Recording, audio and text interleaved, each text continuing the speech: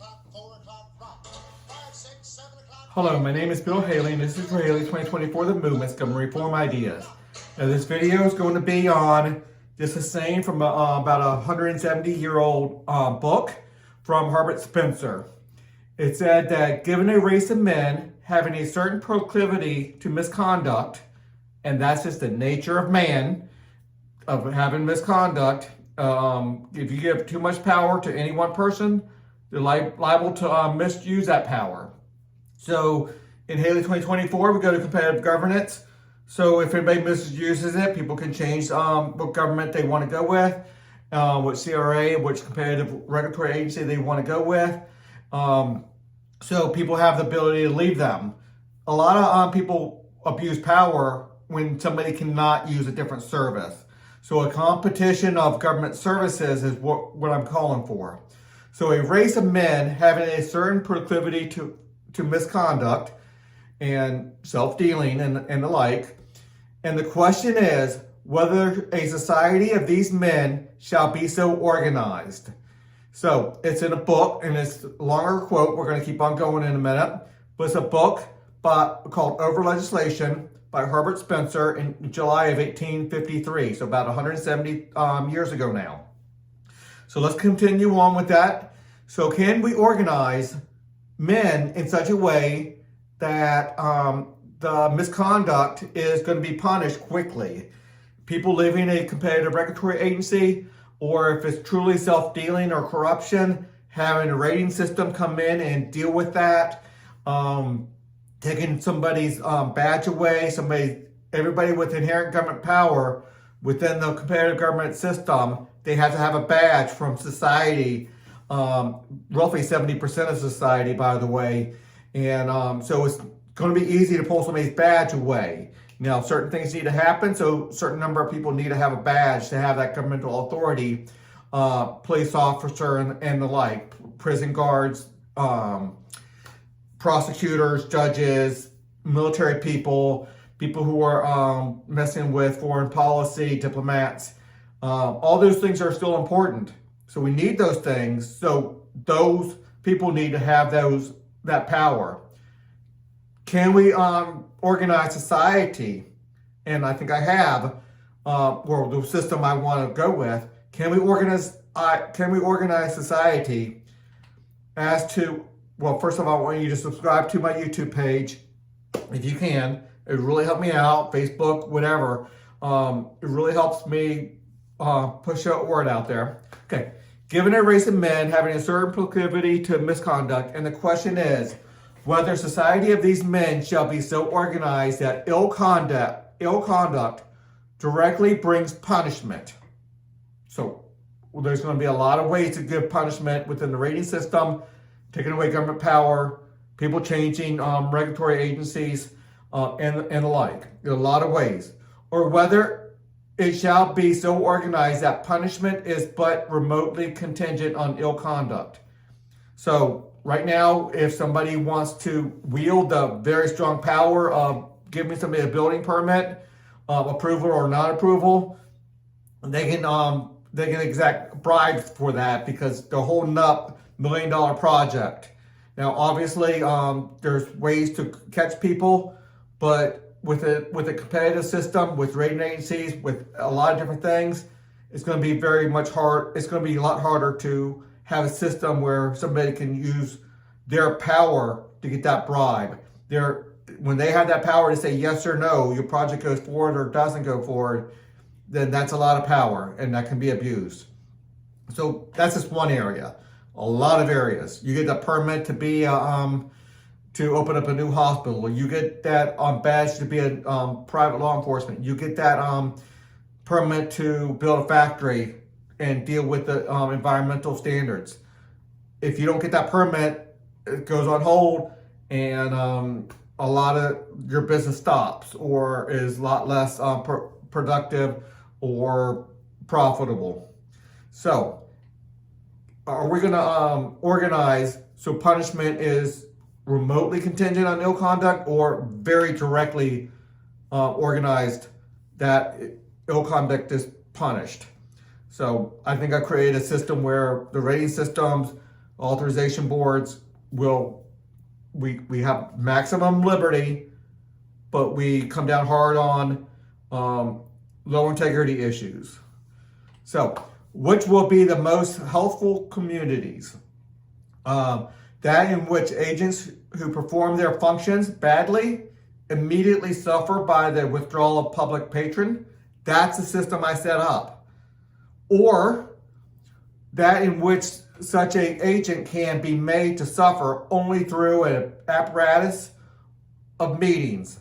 So if you have to go through a lot of red tape, a lot of petitions, a lot of issues to try to get somebody punished for their ill conduct, then it's not going to be so productive. That misconduct is going to continue. So if you have to go through meetings, petitions, polling booths, and parliamentary divisions, cabinet councils, and red tape documents. So the more complicated it is to give somebody a punishment. And all those people can exact bribes or favors as well. Some countries, to get anything done, you have to do those bribes or campaign contributions, or you hire my son and give him a cushy job that he doesn't have to show up to, and I'll give you the permit type of thing. Is it not an absurdly utopian hope that men will behave better when correction is far removed and uncertain than when it is near at hand and inevitable? Yet, this is the hope which most political schemers unconsciously cherish. So, the harder it is, the more you give that power to an individual, and that individual has that power over business success or business failure. That is high power. Listen to their plans, and you'll find that just what they propose to have done, they assume appropriate agents will do. So they think that these people will do right.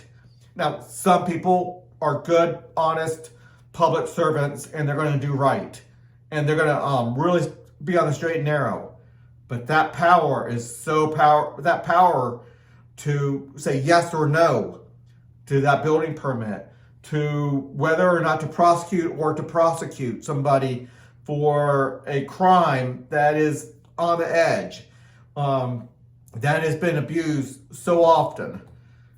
Okay, let me finish the quote. That functionaries are trustworthy is their first postulate.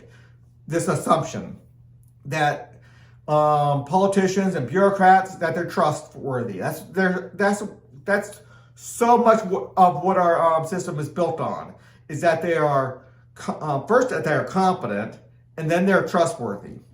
That list could go. Could good officers be insured?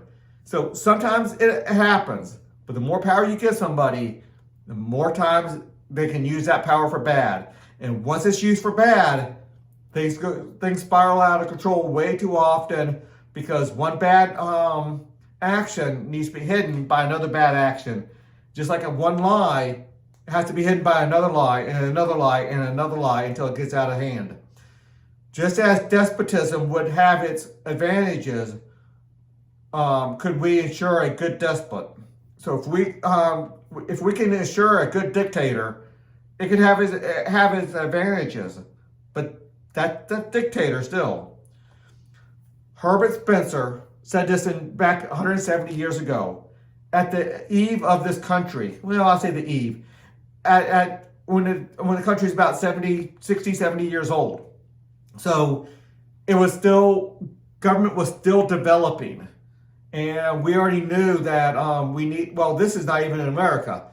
This is Westminster. So this is, I believe, over in Europe somewhere. It doesn't matter. It's relevant everywhere. When you have over legislation, it gives the people, the bureaucrats, too much power, and they abuse that power too often.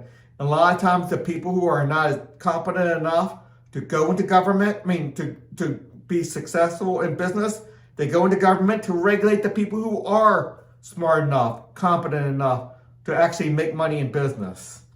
So it's a little counterproductive that we put some people who are not competent enough to make money in business, we put them in charge of the people who are, saying that we need to protect citizens from these evil business owners who would just do wrong. Well, I'm not saying that there doesn't need to be some protection, that business owners don't need to be wrong, but can we set up a system that competitive governance is that system that we can set up to, in the rating system, to punish the people within bureaucracy that does wrong, that uses their power unjustly.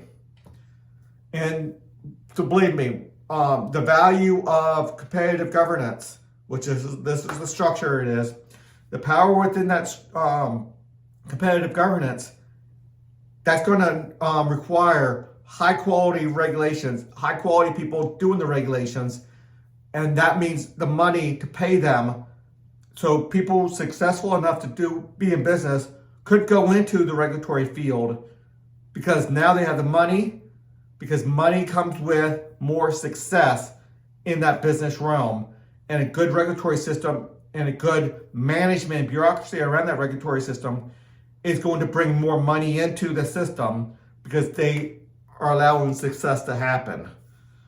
So subscribe to the YouTube page if you could. I'd really appreciate it. It really helps me get that word out. Like, share, whatever you can within the different social medias, and comment and whatever you can on social media. It makes the algorithms push my stuff out further. Please consider a donation to my website. I'm not making any money on this whatsoever. I'm putting thousands of my own dollars out there. I'm trying to push this message out there. My website's very complete. It has a lot on it. It's laid out beautifully. Until the next video.